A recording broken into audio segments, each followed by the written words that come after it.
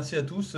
Merci d'être là nombreux. Effectivement, on a énormément d'inscrits et énormément de présence qui témoignent de l'intérêt du sujet.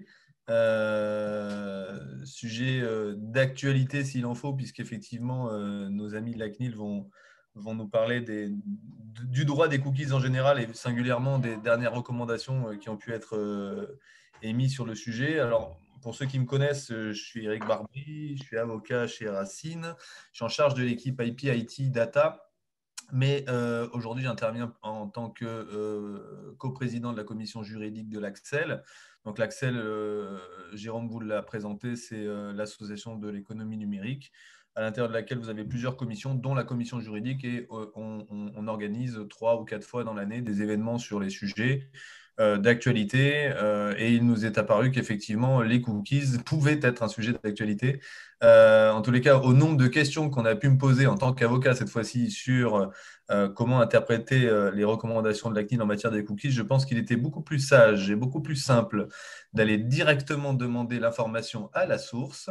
C'est donc pour la première fois de ma vie la conférence de la commission juridique la plus cool à laquelle je vais participer, puisque je ne vais pratiquement rien dire, je ne vais même pas vraiment modérer, même pas animer, je vais relancer éventuellement sur des questions, et je vais apprendre, à mon avis, autant de choses que vous tous réunis cet après-midi. On a décidé de scinder l'intervention en 2 parties et d'éviter de prendre des questions au fur et à mesure avec je lève le doigt, je voudrais poser une question, sinon, vu que pour l'instant vous êtes 140 à peu près, on risque d'avoir une question toutes les nanosecondes. Donc, on a décidé de positionner le sujet en 2 temps. Un temps qui va être, on va dire, l'expression de la CNIL autour de 3 questions. Et puis, un temps pour les questions. Et je vous invite à les poser. On a notre Q&R en bas de l'écran pour ceux qui connaissent. L'idée, c'est de poser le maximum de questions. J'allais dire, profitez-en. Aujourd'hui, c'est gratuit. Demain, on verra bien. Et puis, ne pas appliquer le droit des cookies, ça risque pour le coup là d'être encore un peu plus cher. Donc, profitez de toutes les questions que vous voudrez poser. Si vous n'en avez pas, ne vous inquiétez pas, je pourrai en avoir pour vous. Je vais laisser la parole à mes 2 invités qui vont se présenter beaucoup mieux que je ne le ferai. Et ensuite, je reprendrai la balle juste pour lancer les travaux. Clémence, si vous voulez bien vous présenter.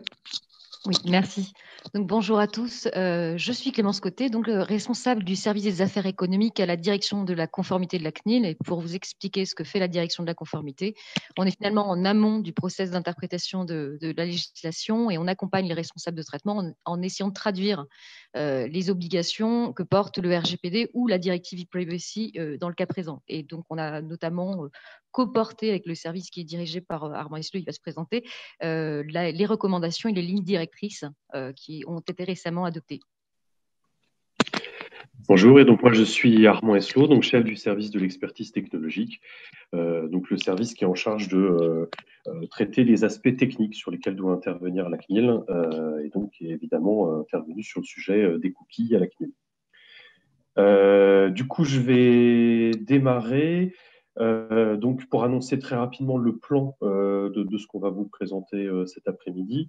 Donc d'abord un point sur l'état actuel du droit des cookies. Ensuite, que retenir quels sont les points importants des lignes directrices et de la recommandation. Et puis le dernier point, le futur des cookies. Et peut-être un point zéro, un petit rappel. Donc un rappel technique sur qu'est-ce qu'on appelle cookie aujourd'hui dans nos lignes directrices et dans notre recommandation. Donc sous un angle un peu technique, puisque ce qu'on va vous dire aujourd'hui s'applique évidemment aux cookies, mais également à ce qu'on appelle les traceurs en général. Et sachant que cette réalité de cookies ou de traceurs peut être extrêmement large, puisqu'en fait, en pratique, vont être concernés tous les dispositifs techniques qui vont être amenés à réaliser une opération de lecture ou écriture dans un terminal. Et donc, du coup, sont concernés donc, les cookies flash, même si c'est en fin de vie, le fingerprinting, les identifiants de terminaux type adresse MAC ou autres, les identifiants publicitaires type IDFA ou Android ID. En pratique, tous les identifiants qui sont utilisés pour marquer, pour suivre, pour reconnaître un utilisateur sur un terminal de communication électronique vont être concernés par la transposition de la directive e-privacy et donc par l'ensemble de ce qu'on va vous dire aujourd'hui. Et donc, du coup, pour la première partie, je laisse la place à Clémence. Alors, là, ma tâche va consister à rappeler l'état actuel du droit et mettre en avant notamment que la directive e-privacy est un corps textuel qui est différent du RGPD. Et essayer de vous faire comprendre de quelle manière le RGPD, qui est l'ensemble de règles générales applicables à la protection des données, interagit avec les dispositions spécifiques de la directive e-privacy. Alors, juste pour revenir à l'esprit de la loi, ça parlera beaucoup aux juristes. Il faut quand même rappeler que le règlement général sur la protection des données, comme son nom l'indique, pose les règles générales applicables à n'importe quel traitement de données à caractère personnel. Et la directive e-privacy, donc qui est une directive, il faut le retenir, s'applique plus spécifiquement aux communications électroniques. Et finalement, philosophiquement, elle remplit un objectif supplémentaire, celui de la protection des données personnelles en tant que telles. Son objectif est de protéger la vie privée en tant que telle. Ce qu'on entend ce qui est inclus dans la vie privée, notamment par la directive e-privacy, c'est notamment la confidentialité des terminaux. La logique sous-jacente, c'est que ce qui transite par vos terminaux tout doit être protégé, tout comme vos courriers postaux doivent être protégés, comme on applique le secret des correspondances à nos correspondances actuelles, qu'elles soient en ligne ou par voie postale. Donc, un principe de confidentialité des appareils que vous utilisez, de ce qui s'y trouve et de ce qui transite à partir de ces appareils qui passent par le réseau. C'est d'ailleurs pour ça que la directive e-privacy s'applique non seulement aux cookies, mais il faut aussi le rappeler à la manière dont les opérateurs de télécommunications peuvent traiter les données qui transitent par leur réseau, tout simplement. Donc, voilà, ce petit rappel étant fait, ce dont vous devez vous rappeler, c'est également que finalement, la directive e-privacy va préciser des règles générales qui sont données par le RGPD. Cette directive, elle précède le RGPD, elle date déjà de 2002 pour sa première version. Donc une directive qui était là pour compléter la directive de 95 qui était applicable avant le RGPD à la protection des données et qui, à l'époque, ne prévoyait qu'un opt-out en matière de cookies. Donc cette directive a été révisée en 2009 au motif que les échanges par voie électronique s'intensifiaient, qu'il y avait de nouveaux modèles économiques bâtis sur l'exploitation des données, notamment sur le traçage accru des internautes, notamment pour leur adresser de la publicité ciblée. Donc, vous vous doutez que ce constat qui était fait en 2009 est encore plus d'actualité aujourd'hui. Et c'est ce qui avait motivé à l'époque le législateur européen pour changer. Donc, la directive de 2002 est passée d'un principe d'opposition aux cookies à un principe de consentement préalable. Donc, voilà, ce qu'il faut retenir aussi, c'est que finalement, ce principe de consentement préalable, il n'est pas nouveau, il n'est pas arrivé avec le RGPD, il date de 2009 et il s'était traduit en France par une ordonnance et une transposition dans la loi informatique et liberté par une recommandation, donc certains d'entre vous se souviennent, de la CNIL en 2013. Alors, cette recommandation, elle a été bâtie en concertation avec l'ensemble des parties prenantes, des professionnels impactés. Et ce qui avait été convenu à l'époque, comme une forme de souplesse, c'était notamment que le consentement pouvait passer par la poursuite de la navigation. Bon, cette recommandation est sortie, elle a été plus ou moins appliquée, mais je pense qu'on pourra y revenir. Et finalement, le RGPD est entré en application en 2018 en changeant ce qui peut être entendu comme un consentement valable. Donc, ça nous a amené donc à revoir nos recommandations et à les traduire sous forme de lignes directrices et de recommandations sur lesquelles je reviendrai tout à l'heure pour vous expliquer quelle est la différence entre ces deux objets. Alors, ce que vous devez retenir finalement, c'est que les cookies sont soumis à e-privacy, mais les traitements qui sont faits, qui sont réalisés sur les données collectées par l'intermédiaire de ces traceurs sont soumis au RGPD. Donc, systématiquement, il faut réfléchir sur deux plans lorsque de tels outils de traçage sont utilisés. D'une part, sur le plan de la directive e-privacy et de notre loi informatique et liberté, et d'autre part, au niveau du RGPD. Il y a une deuxième spécificité qui n'est pas sur le fond, mais plutôt sur la forme, et qui, à mon avis, va aussi retenir votre attention et qui est propre à cette articulation entre le RGPD et e-privacy. C'est que les conditions d'application et notamment de compétences pour les autorités chargées de sa mise en application changent. Pour la directive e-privacy, sa transposition en France ou dans d'autres États membres, vous avez une autorité compétente désignée par pays. Dans la plupart des pays nordiques d'ailleurs, c'est l'ARCEP local qui est en charge de l'application de la transposition des dispositions sur les traceurs. En France, c'est la CNIL et de longue date. Ça, c'est la première spécificité. La deuxième, c'est qu'en France, la transposition d'e-privacy est dans la loi informatique et liberté qui elle-même prévoit des sanctions très fortes pour tout manquement à la loi informatique et liberté, donc, dont les dispositions relatives aux cookies.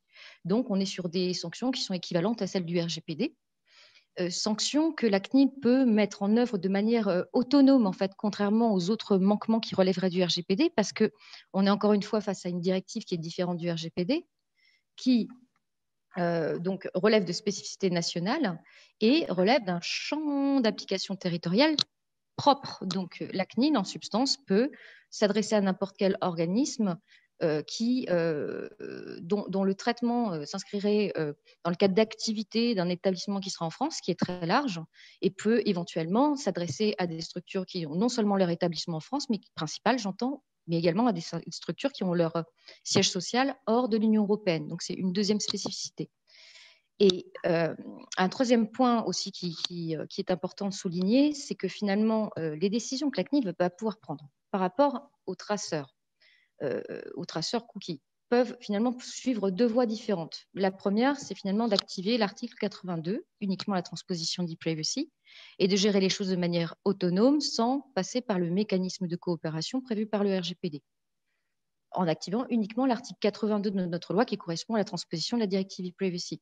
La deuxième voie que la CNIL aussi peut utiliser, c'est finalement de fonder ses constatations sur le RGPD et dans ce cas-là de choisir de passer par une analyse du traitement des données collectées via les traceurs. Donc comme vous le voyez, finalement, on est sur une articulation qui est un petit peu complexe, qui est assez spécifique à la France, mais qui peut être spécifique à chaque pays européen et qui est directement lié au fait que la directive e-privacy est une directive qui, par nature, ne s'applique pas directement dans les États membres. Donc, on a quelques différences d'application dans les États membres et c'est ce qu'on espère. On espère que cet état de fait soit résolu à l'avenir, mais on y reviendra avec le projet de règlement, la proposition de règlement e-privacy. Je pense que j'ai fait le tour de l'état des lieux juridiques, qui j'espère n'était pas trop complexe. Armand, je vais peut-être te passer la main pour expliquer ce qui se trouve dans nos lignes directrices et recommandations, sachant que je souhaiterais juste ajouter une petite chose par rapport aux lignes directrices et recommandations. Ce sont des outils qui ont été édités par la CNIL parce que la CNIL a une mission légale d'accompagnement des responsables de traitement. Et la mission d'éditer des lignes directrices qui sont un rappel de la loi applicable, des obligations en tant que telles, et elle peut assortir ce rappel des obligations légales de l'adoption de recommandations qui, elles, vont porter sur les modalités pratiques de mise en œuvre et de respect de ces obligations légales. Donc, ce que vous devez retenir encore une fois, c'est les lignes directrices, ce sont les règles applicables, la recommandation regroupe des modalités pratiques de mise en œuvre qui peuvent être suivies par les responsables de traitement. Armand, si tu veux parler. Merci Clémence, oui. Donc du coup, pour embrayer un petit peu sur le contenu, donc comme l'a indiqué Clémence, la recommandation de décembre 2013, elle posait le principe qu'on pouvait recueillir un consentement via la poursuite de la navigation sur un site web. Donc ce principe-là ne tenait plus avec l'entrée en vigueur du RGPD. Et donc, du coup, nos lignes directrices et recommandations actent le fait que, à partir de maintenant, il faut réellement on va dire un acte positif de la personne pour pouvoir avoir un consentement. Donc, en quelque sorte, pour le dire autrement, on est passé d'un système où, quelque part, le silence valait acceptation à un système où, aujourd'hui, le silence vaut refus. C'est-à-dire qu'aujourd'hui, ça a fait l'objet de nombreuses discussions avec les professionnels. Mais aujourd'hui, à moins que la personne ait explicitement dit oui, je consens à ce que vous utilisiez des traceurs pour des finalités bien identifiées et je donne mon consentement à un certain nombre de responsables de traitement bien identifiés, tant que la personne n'a pas clairement dit ça de façon explicite, eh bien la personne n'a pas consenti et donc du coup à partir du moment où la personne n'a pas consenti, on doit la traiter et en tirer les conséquences de la même manière que si jamais elle avait refusé. Donc ça, c'est quelque chose d'extrêmement important au niveau des principes. Donc derrière, ça veut dire que en termes de mise en conformité, les choses changent assez significativement, puisque je ne peux plus présupposer qu'en continuant de naviguer, donc la personne a consenti. Il va falloir que je demande activement son consentement.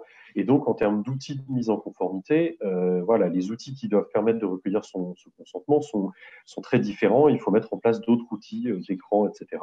Et également bloquer les cookies avant toute action de la personne, puisque une autre caractéristique importante du consentement, c'est que le consentement doit être préalable. Autre point important, donc, sur la dualité acceptation-refus, lors de la consultation, la concertation qu'on a menée, de la consultation publique sur nos projets de texte, il y a eu beaucoup de discussions sur qu'est-ce que l'acceptation, qu'est-ce que le refus. Le RGPD impose d'obtenir un consentement, donc une acceptation, mais pas de collecter un refus. En fait, ce qu'il faut comprendre, c'est que tant que la personne n'a pas dit oui, elle a dit non. Donc, en fait, il n'y a pas de différence formelle entre une personne qui dit non et une personne qui n'a encore rien dit. Ce qui est important, c'est l'état dans lequel la personne a dit oui, je consens. Si la personne ne consent pas ou si elle n'a pas encore consenti, eh bien, du coup, on n'a pas de consentement et du coup, il faut traiter la personne comme s'il avait refusé. Au-delà, on va dire, des termes refus, non-consentement, etc. Ce qui est important, c'est de bien comprendre cette dualité. Soit j'ai donné un consentement et dans ce cas-là, on peut procéder aux opérations de lecture-écriture, on peut utiliser des cookies. Soit je n'ai pas consenti, pas encore, ou j'ai déjà dit non, et dans ce cas-là, on ne peut pas faire ces opérations-là. Un autre point important, donc, c'est qu'il doit être aussi facile d'accepter que de refuser. Ça, c'est quelque chose qui est imposé également par le RGPD. L'idée, c'est que pour que le consentement soit réellement libre, il faut que ça soit aussi facile de dire oui que de dire non.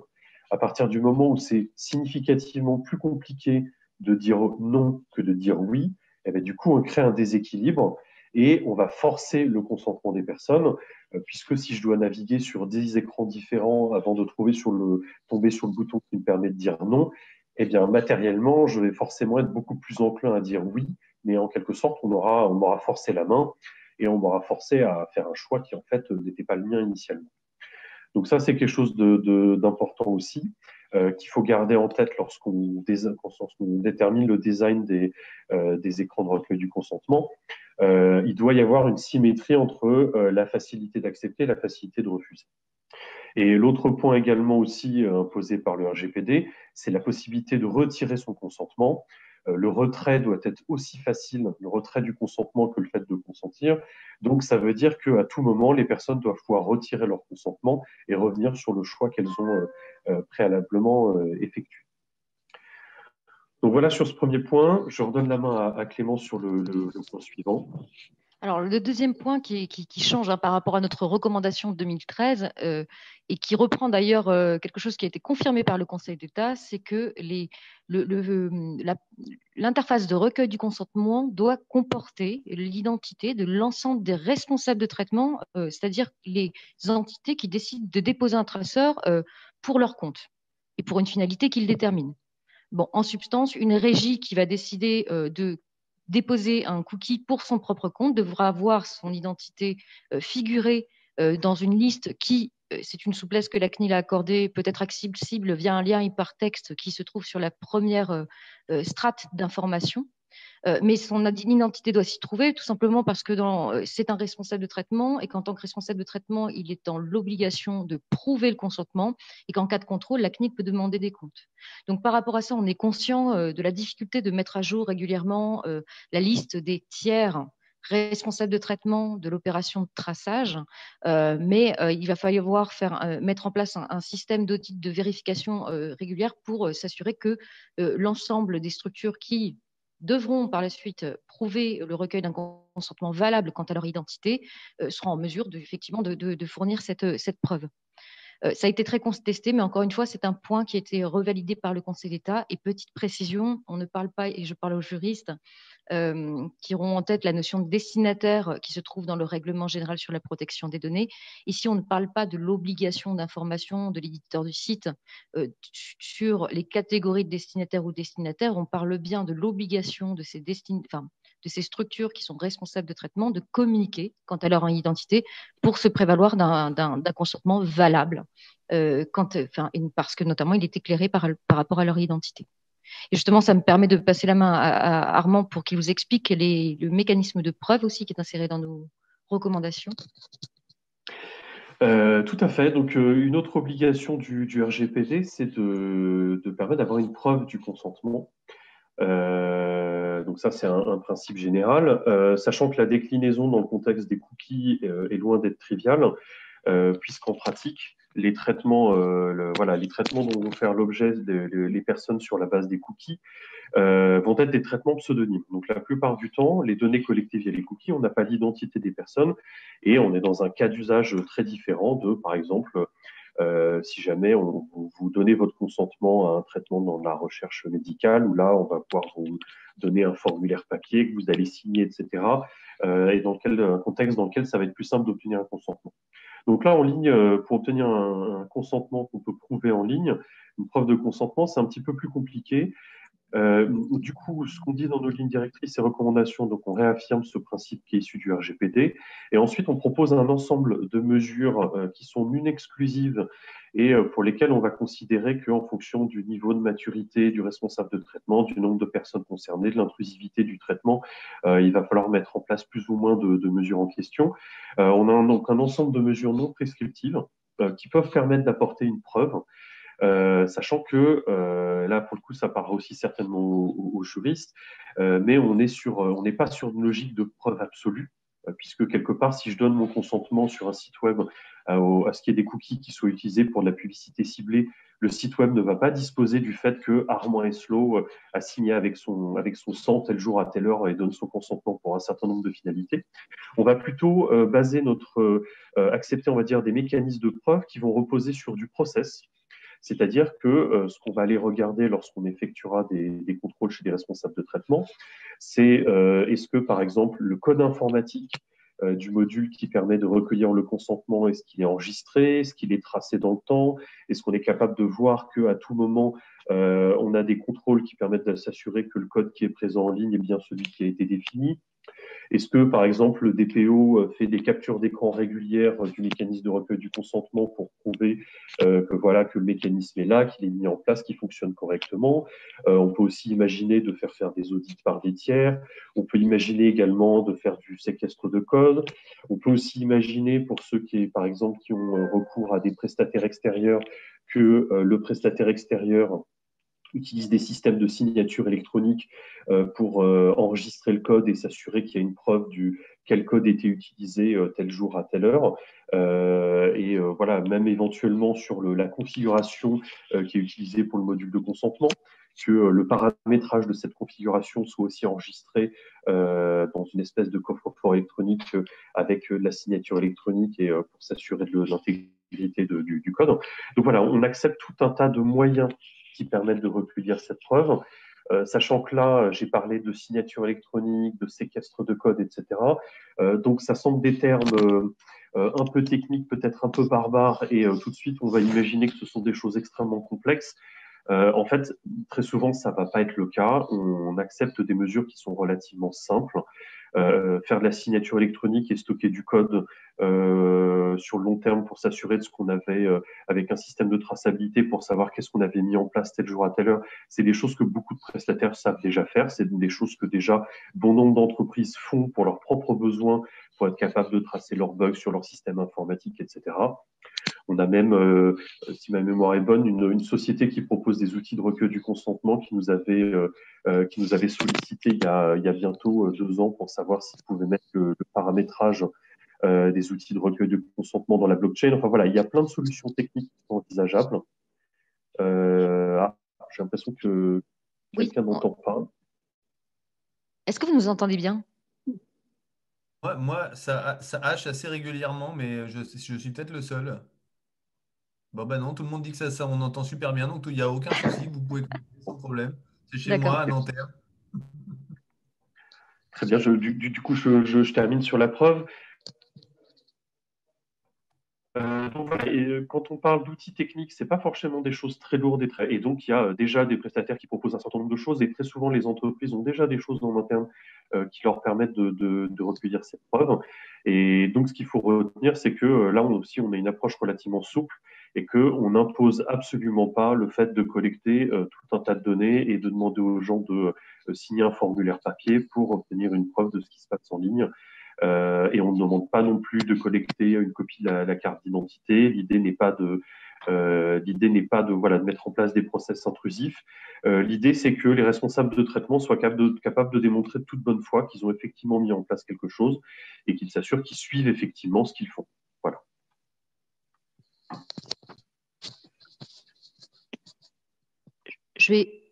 Armand, je prends la main sur. Oui, alors, est-ce tout que à tout le fait. monde Oui, m'entend bien?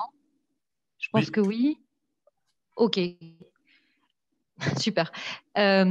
Donc, en fait, je voulais revenir après la présentation d'Armand sur Enfin, on vous a présenté le silence qui vaut refus, la liste des responsables de traitement, la preuve du consentement, finalement, qui sont les grandes nouveautés des recommandations et des lignes directrices. Et ce sont des nouveautés qui ont été confirmées en termes d'interprétation par le Conseil d'État. Parce que vous savez tous certainement que le Conseil d'État a émis une décision relative à nos lignes directrices et non pas à nos recommandations le 19 juin de cette année pour notamment confirmer ces points et indiquer que la CNIL ne peut pas émettre d'interdiction générale et absolue des cookie walls, donc de la pratique qui consiste à proposer un système de take it or leave it sur les sites, par exemple, consistant à dire soit vous acceptez les cookies, soit vous n'accédez pas à notre service. Donc, c'est un point qui a été mis en avant par le Conseil d'État, qu'on a pris en compte pour le retirer de nos lignes directrices. Bon, en revanche, il est vrai que pour le moment, on n'a pas forcément établi les critères qui permettront de savoir ce qui est recevable en termes de cookie wall et ce qui ne l'est pas. Parce que le Conseil d'État a bien dit qu'on ne pouvait pas émettre une interdiction absolue. Par contre, il a relevé, comme la CNIL l'avait fait, que ces cookie walls peuvent, dans une certaine mesure, remettre en cause la liberté du consentement, qui est une des caractéristiques de validité du consentement. Donc, la CNIL interviendra au cas par cas, notamment en fonction des plaintes qu'on recevra, pour déterminer ce qui est acceptable ou ce qui ne l'est pas. Bon, une chose est certaine, et là où on rejoint le Conseil d'État, en tout cas le rapporteur public, c'est que typiquement les sites qui proposent un service qui n'a pas son équivalent à l'extérieur, et on pense notamment aux sites proposés par des organismes publics, ne peuvent pas mettre en place de cookie wall. On imaginerait mal Amélie.fr proposer une interface disant soit vous acceptez d'être tracé, soit vous n'accédez pas au service public qu'on vous propose. Est-ce que tout le monde m'entend encore? Parce que j'ai l'impression que oui, très bien. OK. Donc, une deuxième chose qu'a rappelé le Conseil d'État et qui finalement a été assez déterminant dans la définition des cookies qui sont soumis au consentement et ceux qui ne le sont pas, c'est que les exemptions poussées par l'article 82 doivent être interprétées de manière restrictive. Je pense que je laisserai Armand expliquer un peu plus en détail ce qui a guidé notre définition des cookies exemptés, mais en substance, avant la décision du Conseil d'État, on réfléchissait à la manière d'intégrer, par exemple, des cookies de capping, des cookies de personnalisation service dans l'exemption en essayant d'avoir une interprétation maximaliste des cookies qui sont nécessaires au service explicitement demandé par la personne. Bon, la décision du Conseil d'État et notamment les conclusions du rapporteur public nous ont fait un petit peu revenir aux fondamentaux en ayant une interprétation extrêmement stricte, comme ça nous était demandé, donc des cookies qui peuvent bénéficier de l'une ou l'autre des exemptions, et notamment des exemptions de l'article 82, et notamment de l'exemption liée au cookie ou au traceur qui est nécessaire, encore une fois, au service expressément demandé par la personne concernée. Armand, je vais peut-être te laisser expliquer comment est-ce qu'on a retranscrit cette exemption dans notre exemption de mesure d'audience, sur la mesure d'audience. Tout à fait. Donc, comme Clémence vous l'a indiqué, le Conseil d'État nous a quand même imposé une vision assez restrictive des possibilités d'exemption. Donc, un certain nombre de choses qu'on envisageait dans les textes, dans la recommandation initiale, n'a pas pu prospérer dans la recommandation finale. Et voilà, même si au contraire on voulait élargir un petit peu le périmètre de l'exemption pour mesure d'audience, on a dû au contraire refermer un petit peu la porte. On réfléchissait notamment à inclure, par exemple, les cookies d'A/B testing dans l'exemption. Et donc, c'est quelque chose qu'on n'a pas pu laisser dans la recommandation finalisée. Donc, en fait, aujourd'hui, la logique est la suivante. On ne peut pas considérer que, on va dire, tous les traitements de Web Analytics sont exemptés, puisque le Conseil d'État nous impose de revenir aux sources quelque part et de considérer au cas par cas est-ce que c'est strictement nécessaire ou pas à fournir le service demandé par la personne. Et donc, du coup, ce qu'on a considéré, c'est qu'il y avait un certain nombre de finalités qui sont effectivement assez limitatives et qui elles seules permettent qui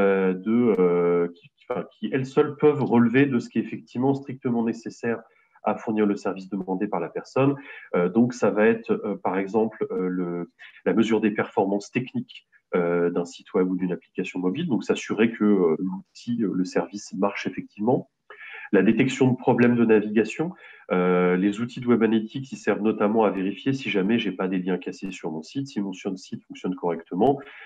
Si c'est pas le cas, eh bien, du coup, je vais voir que j'ai beaucoup de consultations de mes pages d'erreur et dans ce cas-là, je vais pouvoir me rendre compte que j'ai effectivement un souci.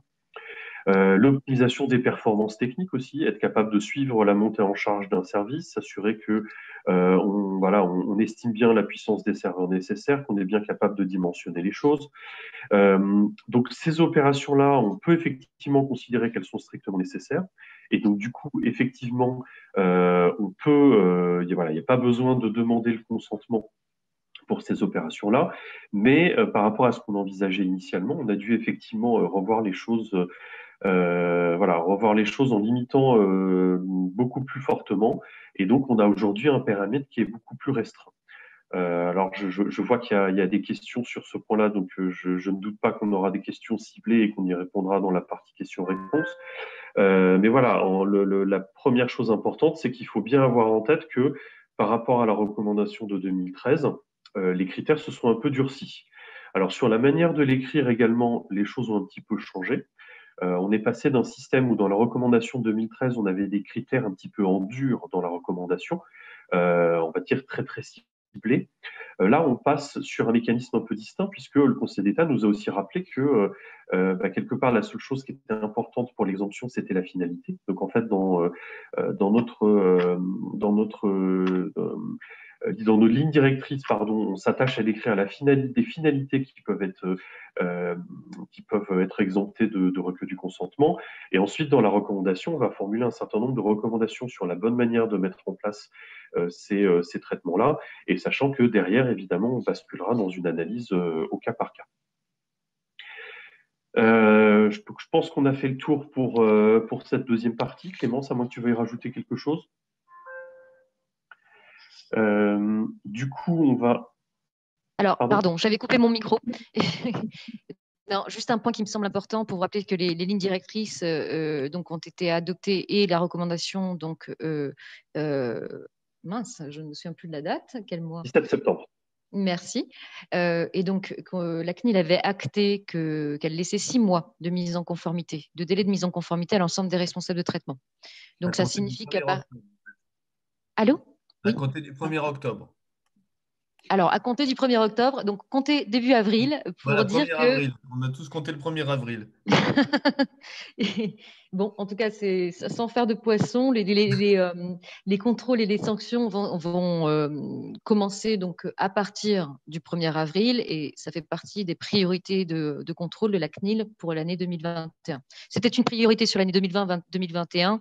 On a dû le décaler compte tenu du décalage dans l'adoption des lignes directrices et de la recommandation.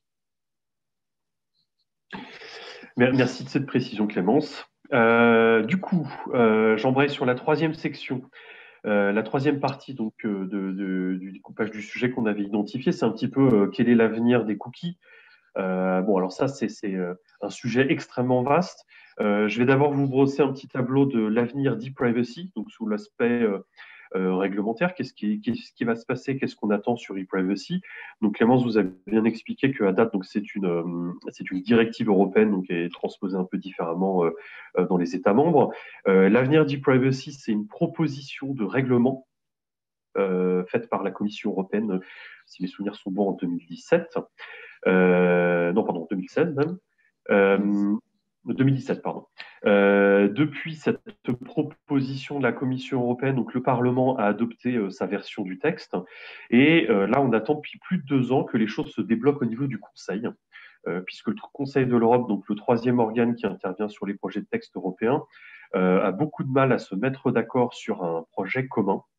On a récemment la présidence allemande qui avait proposé une solution de compromis mais qui a été loin de faire l'unanimité et donc du coup les choses sont décalées à la prochaine présidence.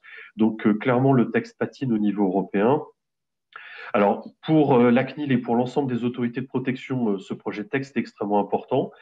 Donc la CNIL et ses homologues portent un certain nombre veulent voir un certain nombre de modifications dans les textes. Donc, c'est des choses qui ont déjà été dites dans plusieurs avis du CEPD. Notamment sur la compétence. Donc, ce que demande le CEPD, c'est que l'ensemble des autorités compétentes pour e-privacy soient systématiquement, pour les aspects protection des données personnelles, les CNIL des pays européens. Donc, comme Clémence vous l'avez dit, dans certains États membres, ce sont les ARCEP locales qui sont compétentes, ce qui pose évidemment un certain nombre de difficultés en termes de coopération et de coordination, alors que le RGPD a consacré le G29 au travers du CEPD pour qu'il y ait justement une instance de coopération et d'homogénéisation au niveau européen. Donc, les CNIL considèrent que ça devrait être les CNIL qui devraient être compétentes systématiquement sur les aspects de protection des données personnelles. L'objectif derrière, c'est pas tant que de faciliter la vie des autorités de protection, mais c'est aussi de faciliter la vie des responsables de traitement. Faut avoir conscience qu'aujourd'hui, si vous êtes une entreprise européenne, potentiellement, vous allez devoir faire des choses différentes dans les différents pays européens, juste parce que le droit n'est pas le même. Et l'objectif du règlement, c'est que demain, de la même manière que le RGPD est le même partout et s'applique partout de la même manière, que demain, donc on ait un règlement e-privacy et que les règles soient les mêmes partout pour tout le monde. Le CEPD et la CNIL poussent également pour que le futur règlement e-privacy propose dans son article 10 des outils de recueil du consentement directement intégrés dans les navigateurs ou dans les terminaux. Donc ça, c'est quelque chose qui fait énormément débat et on pourra peut-être aussi y revenir si jamais il y a des questions. Mais la vision des CNIL, c'est qu'en tout cas, il faut qu'il y ait un système de passage à l'échelle et que, à un moment, vu l'utilisation extrêmement large de ce type d'outils, il faut qu'il y ait des outils qui permettent aux personnes d'exprimer leur consentement de façon globale et de façon, on va dire, standardisée, et également pour les responsables de traitement qui disposent d'outils qui leur permettent facilement de se mettre en conformité. Voilà. Donc ça, c'est aussi quelque chose d'extrêmement important. Évidemment, sur les questions de consentement ou pas consentement, la vision de la CNIL et de ses homologues est qu'il faut exclure l'intérêt légitime dans les cas où aujourd'hui on a déjà besoin du consentement. Qu'on peut avoir des exemptions et qu'on peut ouvrir un petit peu plus les exemptions qui existent actuellement, mais que par contre, il faut être quand même relativement vigilant. La mesure d'audience, par exemple, et quand je dis mesure d'audience, stricte mesure d'audience, uniquement des statistiques de fréquentation sans recoupement avec d'autres traitements, ça, c'est quelque chose qu'effectivement, pour lequel la CNIL et le CEPD ont déjà dit qu'ils étaient favorables à ce qu'il y ait une exemption au niveau européen. Si jamais on sort un petit peu de l'aspect réglementaire et des évolutions à venir, je pense que ce qu'on peut dire aujourd'hui, c'est que l'avenir du cookie, la question se pose avec énormément d'acuité. On est dans un contexte où évidemment il n'aura échappé à personne que certains navigateurs bloquent les cookies tiers par défaut, d'autres ont indiqué qu'ils allaient le faire très prochainement. Sur l'écosystème mobile aussi, les lignes sont en train de changer puisque Apple va changer on va dire, les règles au niveau de l'App Store et imposer plus de choses aux applications mobiles. Ce qui apparaît certain aujourd'hui et que beaucoup de gens n'acceptaient très probablement pas il y a quelques années, c'est que on va dire, l'écosystème publicitaire va devoir s'adapter et va devoir répondre à la question de comment est-ce que je fais pour adresser de la publicité à des personnes qui n'ont pas consenti. Et si je le formule d'un point de vue technique, comment est-ce que je suis capable de délivrer de la publicité, et par délivrer, j'entends délivrer, mais également facturer, de la publicité sans utiliser de cookies ou d'autres traceurs. Donc voilà, l'idée n'est évidemment pas de remplacer le cookie par du fingerprinting, mais l'idée est d'avoir des solutions, on va dire, business, pour être capable, dans certains cas, de monétiser de l'audience des personnes qui ne veulent pas, qui n'ont pas donné leur consentement à ce qu'on utilise, à ce qu'il y ait des opérations de lecture-écriture pour des finalités publicitaires. Donc ça, c'est une vraie question à laquelle, pour l'instant, il n'y a pas encore de réponse globale. On voit un certain nombre de personnes qui cherchent à répondre à cette question-là, mais voilà, pour l'instant, c'est encore quelque chose qui est en cours. Je pense que c'est également important de préciser que, contrairement à ce qu'on peut entendre parfois, la CNIL n'a rien contre la publicité et contre la publicité ciblée. La CNIL ne dit pas que l'affichage de publicité nécessite le consentement des personnes. Ce qui nécessite le consentement des personnes, c'est l'utilisation de traceurs, donc de cookies, pour des finalités publicitaires. Et quand on dit cookies, on veut dire cookies de suivi de tracking, mais également tous les cookies de mesure d'audience publicitaire, de frequency capping, de lutte contre la fraude publicitaire. Ces cookies-là nécessitent aussi le consentement. Ça, c'est pas on va dire une invention de la CNIL, hein, c'est une obligation qui est posée par les textes. Et derrière, voilà, il y a des raisons que Clémence vous a exposées au début pour lesquelles ces opérations-là sont soumises à consentement. J'aurais-il que la CNIL, effectivement, n'a rien contre la publicité ciblée. Par contre, ces opérations-là doivent se faire dans le respect des droits des personnes et de façon macro, effectivement, notre sentiment est encore que voilà, c'est un domaine dans lequel il reste encore des progrès à faire. Et comme l'a expliqué Clémence, donc la CNIL sera très vigilante sur ce sujet-là et a bien identifié que c'était un axe sur lequel elle devait travailler et notamment faire un certain nombre de contrôles. Voilà. Et juste peut-être pour finir sur une touche un peu technique, et je pense qu'il y aura aussi des questions sur ce nombre d'acteurs qui travaillent et des solutions alternatives aux cookies, ou en tout cas qui libellent les choses comme ça. Alors, ça peut être Google avec sa Privacy Sandbox, ça peut être l'IAB ou d'autres acteurs qui, donc on va dire d'un point de vue business, expliquent qu'ils cherchent une alternative aux cookies. Ce qui est important de garder en tête, c'est que il y a effectivement peut-être de très bonnes raisons de trouver des alternatives aux cookies et c'est pas forcément une mauvaise chose en soi. Par contre, alternative aux cookies ne veut pas dire alternative au consentement. Et à date, toutes ces solutions, même s'ils n'utilisent pas des cookies, passent par des opérations de lecture ou écriture sur le terminal des utilisateurs et donc nécessitent également le consentement des personnes. Voilà.